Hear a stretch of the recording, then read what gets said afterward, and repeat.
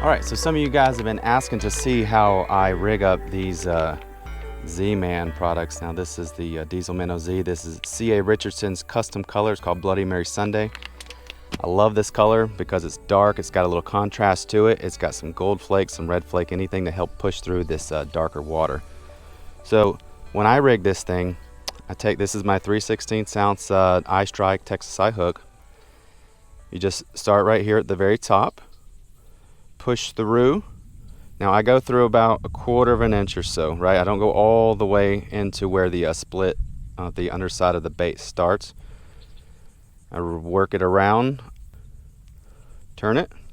Then you have to figure out where the hook's gonna exit. So I kind of put my finger right here, line it up, push it through.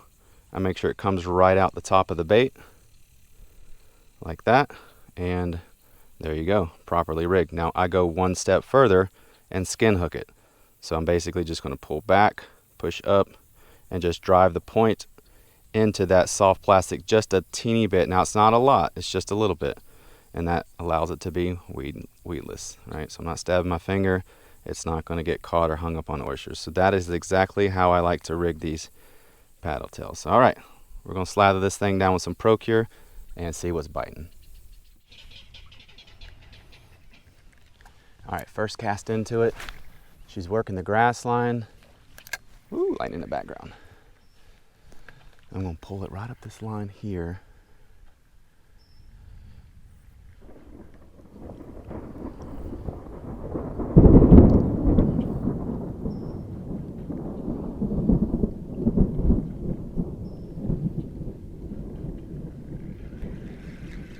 All right, I'm out. So the way I like to fish it is I like to keep my bait tight to the grass line or tight to the structure, right? If I find myself starting to slide away from the structure, I reel it in and I get it back up there into the feeding zone. So we're just going to keep making some casts on the line and we'll see. But something's agitating that little bait school right there. I got the wind slightly in my face. I'm not going to be able to make a bomb cast all the way there, so I may have to just chase them down. We'll see. Let's see if I can get one more in there.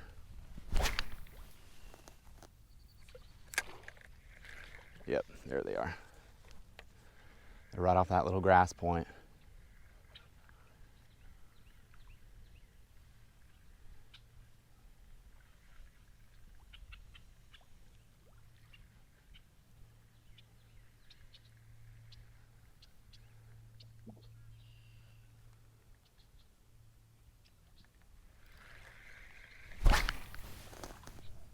Perfect, right where I wanted. Now the key to this is to make sure you get your lure on the bottom. So the tide is going, or the current is going that way. I'm trying to pull back across, so every time I pull this thing, it's gonna hop up, and that's not what I want. I wanna be able to keep it down, so I have to fish it a little bit slower when you're pulling against the tide. Now I'm only fishing 10-pound Power Pro braid. So I've got my drag set a little tighter than I would normally like to, but I do that because when I'm fishing around these oysters real hard like this, I need to be able to put the brakes on real quick if I have to. Because what's gonna happen is these redfish are gonna grab your bait, they're gonna dive straight down, they're gonna swim right back towards the oysters. I have the hardest time saying that. Because they're gonna try to get back into some sort of a protection as well. This bait's everywhere. So when I do that, I have to understand that I can't put too much pressure on the fish, but as soon as I get that fish out and away from the oysters and whatnot, I'll loosen the drag up and then I can start playing her a little bit. There's a lot of other types of places that fish just like that too. Like if you're fishing around dock pilings or anywhere that your line can get broke off real quick because of the structure, sometimes you need to beef up your line, your drag tension, all that, just so you can get that initial tug pull, get them away from the bad stuff, then you can play them out. Now I know there's a nice little oyster bank right up here on this right hand side. It runs right here, and there's another one here. So my first goal is to try to pitch this area all up in here. and see if I can pull anything out. I'm gonna start throwing to the sides of those oyster banks. If you can see, you see nice slick water, and then you see rippling, right? Not the fish, but rippling. That rippling is where the oysters are, right? So that's basically like your current break. A current break is basically when water rolls over any type of structure and causes a disturbance. So that's what I'm going to try to do here. I'm going to try to throw just to the left. Now there's just a ton of mullet working in there. I may need to re-slather my Z-Man with some more ProCure and just do something to get something different in the water, right? Because they're seeing a bunch of mullet that are just the same, mullet. And then all of a sudden I come through with something a little bit different that smells different, smells delicious, that may entice a bite a little easier. Just little things you have to try sometimes. But just the big thing is just remember, you have to work this area really hard before you move on to the next spot. If you come in and make just a couple casts into the area that looks good and you don't come out with any fish and you move on, you could be missing fish. All right, you guys, I am proud to announce Low Country Fishing has created a storefront. I am utilizing teespring.com.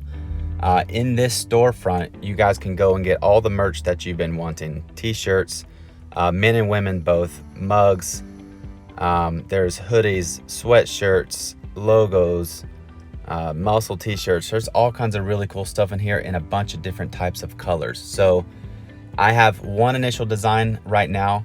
I'm working on more designs and more images that will be coming out down the road. But for now, this is going to be the OG design that got this whole thing kicked off. So get out there, show your support for the channel, show your support for the Facebook group, and grab you some of this merchandise. The link for this storefront will be in the description of this video and every video going forward. So thank you guys for the support. Take care, and let's get back to the video. And I got a redfish right over here. I can't quite see him yet. I will make a cast at him if he splashes again. I got another one feeding right over here. This is what that little bit of extra tide does for us, right? So we're about 5 or 6 inches higher than normal. It allows this water to come up on this flat. And these reds, they're just back here munching on all these little crabs. Now they could be chasing around some shrimp or some maybe little mullet or whatnot, but I guarantee you they're up here catching these crabs.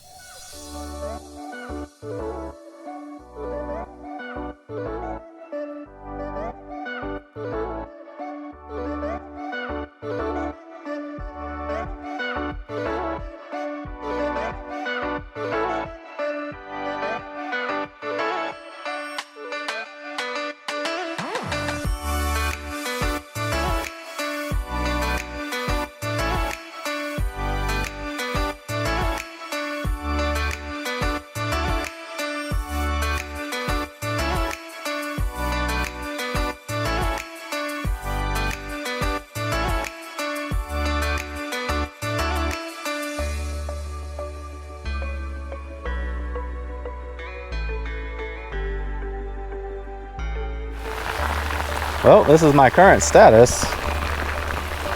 The weather looked like I was going to have some thunderstorms rolling in and out, but I'm getting poured on out here. I've seen 2 nice big redfish push away because I'd slid in on them too quick because I can't see with all the raindrops on the water surface, so it's making sight casting a little difficult. But in the meantime, might as well crack open a Gatorade and have some lunch. All right, so unfortunately, it is a first for me in Low Country Fishing episode. Big fat 0 goose eggs, skunkaroonie. I caught absolutely nothing. But I put a plan together and I executed my plan as effectively as I could. I made it to the very back of this flat. I saw the redfish, I just could not get to them. They were bellying around in maybe 4 or 5 inches of water. I could see the backs of them out of the water. They were that shallow, I just could not get to them. And by the time I waited for the tide to turn around and pull back out and let them just suck towards me, the rain started. And when I say the rain started, you guys, I got dumped on. I got dumped on for about an hour and a half.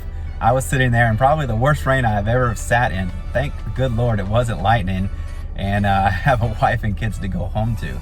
But it's just, it is what it is. It's fishing. It's just sometimes you have the best plan in the world and you can see these fish, but you just can't do anything about it. So I don't know. I got nothing else to say for you guys, but thank you for all the support that you give me in the channel. If you want to leave a comment in the comment section below, if you want to drop a thumbs up, if you've had a rough day like I've had today and you want to acknowledge that it kind of stinks, drop a big thumbs up and let me know you're still here for the support. Until next time, you guys, I'm Tam from Savannah and this is Low Country Fishing. Take care. God bless.